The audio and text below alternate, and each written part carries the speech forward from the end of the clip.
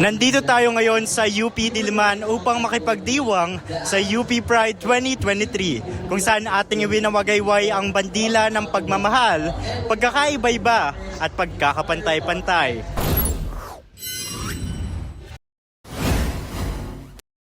Ang UP Pride ay ang taong-taong Pride celebration ng LGBTQI community sa kabuuan ng Universidad ng Pilipinas. Ngayong taon, ito ay nagbabalik ng mas malawak, mas makulay at mas inklusibo.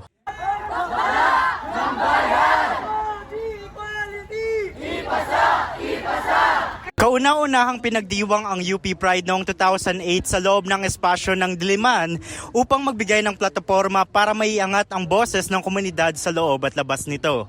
Paglipas ng 16 na taon, ito na ang naging kauna-unahang LGBTQI-led Pride na pinagdiriwang sa kabuuan ng UP system.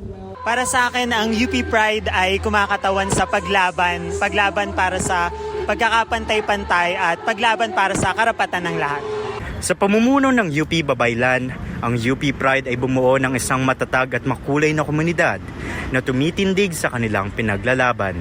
Isang kinabukasan na pantay, ligtas at malaya. Naghahayag ng may katapatan, katotohanan at kalayaan, kami rito sa NU The National at NU Saga ay nakikibahagi sa laban na ito.